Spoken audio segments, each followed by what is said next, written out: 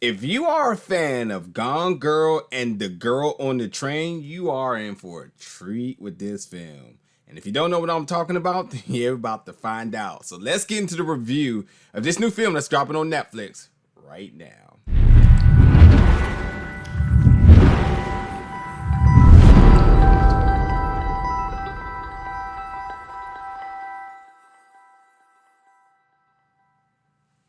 What's up, everybody, and welcome back to the channel today for another review. Today we're reviewing the film The Woman in the Window, which is finally dropping on Netflix May 14th. And the reason why I'm saying finally is because this is actually going to be a theatrical release back in October of 2019, but because of COVID, it was delayed, and then it was going to be May 15th, and then ultimately they say, you know what, we're not putting it in the theaters, and Netflix says, I got some money, let's do something. And here we are with the film The Woman in the Window. Now, again, if you like a good psychological thriller, like the previous films I mentioned, Gone Girl and The Girl on the Train, you are going to be a fan of this one. And all three of these films have had successful books as well. So there's a lot of people that are familiar with this story and has a huge fan base. And now that it's finally dropping, either you knew it or you didn't know it, this is a good film. You're absolutely in for a treat.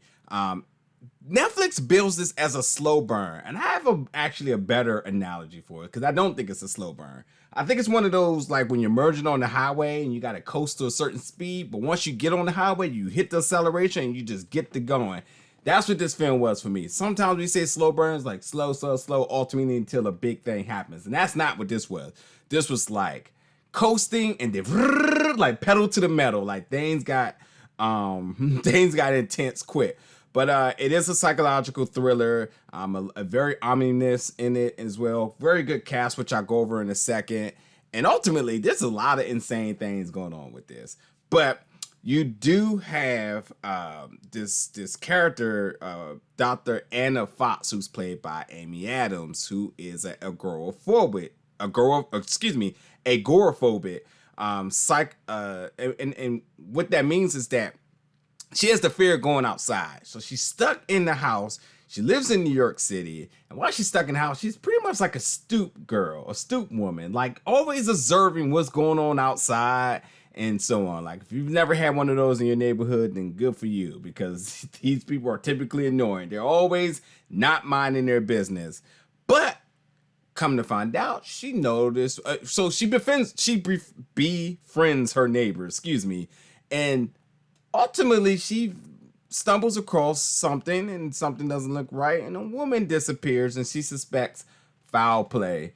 So she's doing her due diligence to bring light to this situation. However, I don't want to use this word as in a derogative way, but essentially everybody thinks she's out of her mind. They think she's crazy. And while she's trying to like bring light to what she witnessed, everyone's pretty much gaslighting her.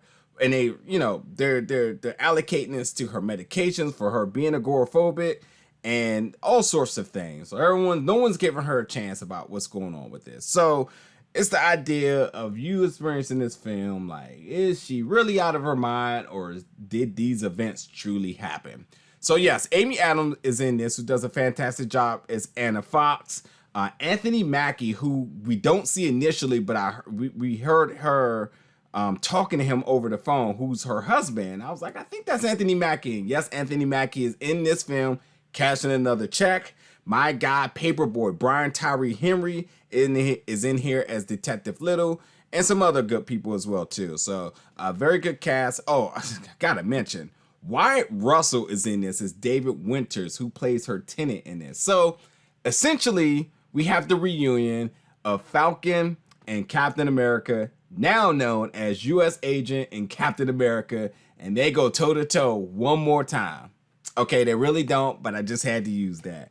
But yeah, let's get into this movie now. Now, this film truly gives you a really good experience, because while her character has been through a lot, she takes you right along with the same journey. So there's a lot of things kind of going on. And with, considering the film structure, the filmmaking elements of it, and the film structure, the scores is absolutely insane off the break. very intense, and it just carries all these even small moments, making them heightening everything. Along with that, there's some really good sound effects to complement that. And then the cinematography is really, really good, using some really cool techniques to really heighten the suspense and the mystery.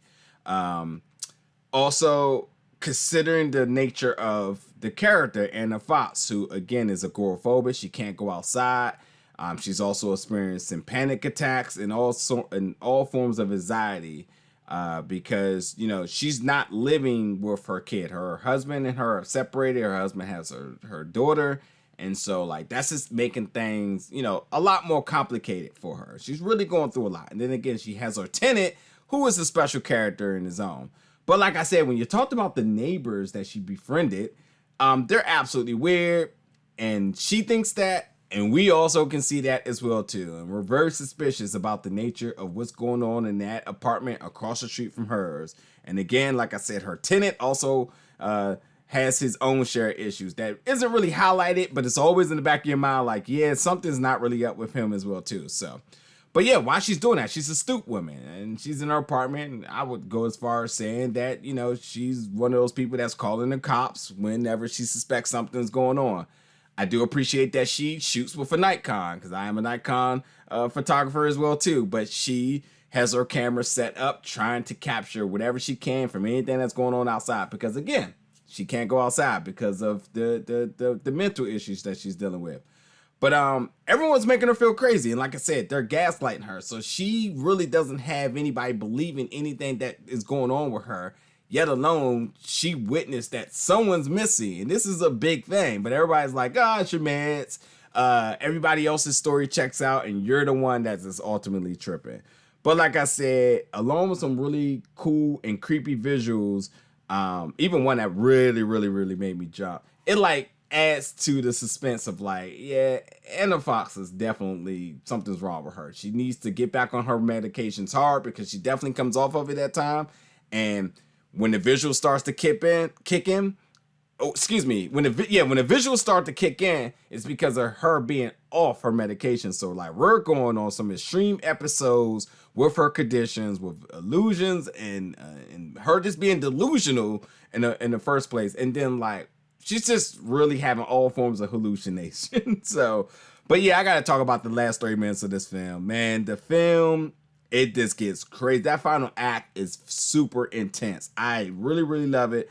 I mean, again, like I said, the film is definitely not a slow burn. It definitely has a chill build and then hits 1,000. But then that last 30 minutes is just crazy. Super epic, super suspenseful, and just intense. And ultimately, it just comes together as a really good film. So, like, I know I'm, like, kind of all over the place with things, but here I'm just to say that, again, if you're looking for a good psychological thriller, this is that. Because it puts together good character work, good acting, good suspense, good mystery, good cinematography, the sound, the visuals, with the special effects and whatnot, and the score. All of it comes together really well, and I see why everybody who read the book is probably looking forward to this more than I was, and I see why it has such a cult fan base, because it's just a fantastic film, and everything that brought this together definitely was good. So yes, folks, this is The Woman in the Window. It's finally being able to be released and dropping on Netflix May 14th. Jump in the comments. Let me know you're excited for this film. And after you check it out, obviously let me know your thoughts of this psychological thriller. What an experience. What a good film. I'm here to talk all types of theories you may have. But nonetheless, let's get those comments down below. So thank you for watching, folks. And stay tuned, because we got more reviews coming very soon.